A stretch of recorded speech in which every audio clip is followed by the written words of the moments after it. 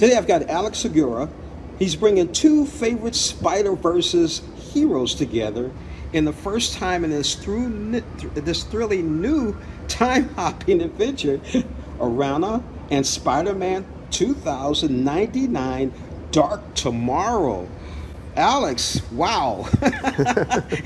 there's a lot of Spider-Verse people out there. So what made you think of pairing up the two very popular heroes of the Spider-Verse, Arana and Miguel O'Hara? Yeah, I think the idea with bringing Araña and Spider-Man 2099 together is that they're at very different points in their career. Araña is just starting out as a superhero, and also she's dealing with, the daily life of being a teenager in Brooklyn, high school, parents, and things like that. Whereas Miguel O'Hara, who's the Spider-Man of 2099, is much more jaded. He's kind of reaching the end of his career. He's decided to hang up the costume and doesn't really want anything to do with being a superhero. So I thought the contrast of having these two heroes playing off each other and what they can learn from each other as they're trying to save the universe was really interesting. Well, tell us about Arana, and her relationship with Miguel.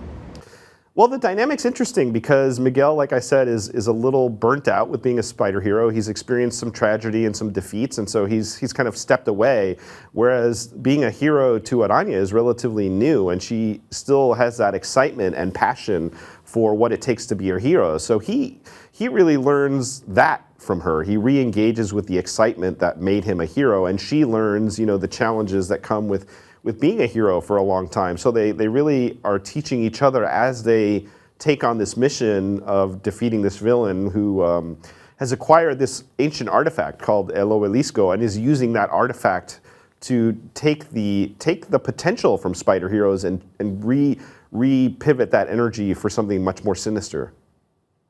Now, why do you think Spider-Man and the Spider-Verse is so appealing to young readers?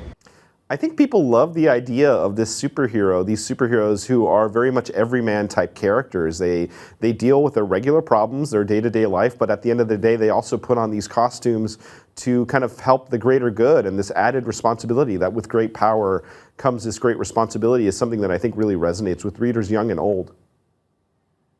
Wow, you got that right. So Arana and Miguel teach young readers by way of example in Dark Tomorrow. Tell us how that happens. Say what? I'm sorry?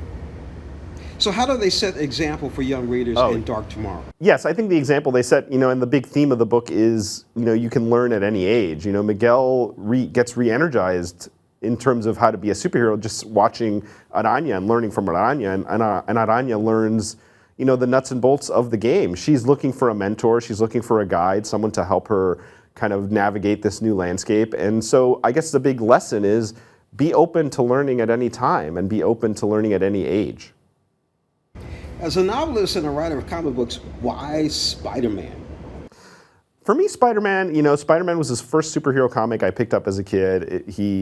I could really relate, as a, bookish kid myself, just with Peter Parker and the idea that, you don't really know who anyone is fully. You assume Peter Parker is this kind of character, but he's also Spider-Man. And so the excitement, the great villains, the compelling storylines, and the relatability, I think, are what keep pulling people back into the Spider-Verse.